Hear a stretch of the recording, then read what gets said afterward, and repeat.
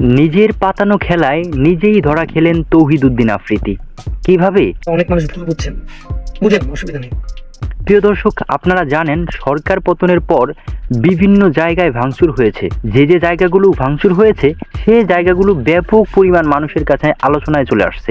এই সুযোগটাকে কাজে লাগিয়ে তৌহিদ আফ্রিদি চেয়েছিল তার টেলিভিশনটাকে সারা বাংলাদেশের মানুষের কাছে ব্যাপকভাবে প্রচারণা করার জন্য। তাই তো সে নিজের টেলিভিশন নিজের মানুষ দিয়ে ভাঙচুর করিয়ে নিজেই লাইভে এসে প্রচার করতে শুরু করেছে এবং সে কিন্তু সাকসেস। তৌহিদ আফ্রিদির যে একটা টেলিভিশন আছে এটা আগে অনেকেই জানতো না, এখন সকলের কাছেই পরিষ্কার যে তৌহিদ আফ্রিদির একটা টেলিভিশন আছে। প্রিয় দর্শক, আপনারা আমাকে একটা কথার উত্তর দিতে পারবেন, তৌহিদ উদ্দিন আফ্রিদির টেলিভিশন মানুষ কেন ভাঙবে? মানুষের সাথে তো তৌহিদ আফ্রিদির সাথে কোনো খারাপ সম্পর্ক নাই, বরঞ্চ তার সাথে আরো খুব ভালো সুসম্পর্ক। সম্পর্ক যদি খারাপ থাকে তাহলে সেটা ছাত্রদের সাথে, কেননা ছাত্রদের ভিতরে যারা তৌহিদ আফ্রিদিকে ভালোবাসে তারা তৌহিদ আফ্রিদির উপরে একটু মন খারাপ। কেন মন খারাপ? ছাত্রদের এই দূর সময়ে তৌহিদ আফ্রিদি ছাত্রদের পাশে দাঁড়ায় নাই, এই কারণে যারা তৌহিদ আফ্রিদিকে ভালোবাসে তারা তৌহিদ আফ্রিদির উপরে মন খারাপ করেছে। তো তৌহিদ আফ্রিদির বাসা যদি কেউ ভাঙতে হয় তাহলে সেটা ছাত্ররা ভাঙবে, কিন্তু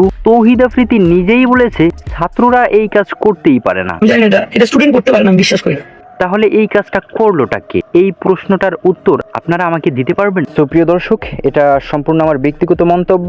আমি আমার ব্যক্তিগত চিন্তা ভাবনা থেকে এই কথাটি বলেছি। এই কথাটার সত্যিকার অর্থে কোনো ভিত্তি নাও থাকতে পারে এবং থাকতেও পারে। আপনাদের কাছে কি মনে হয় সেটা অবশ্যই কমেন্ট করে জানাবেন। সো প্রিয় দর্শক, আজকের ভিডিওটা এখানে শেষ করছি।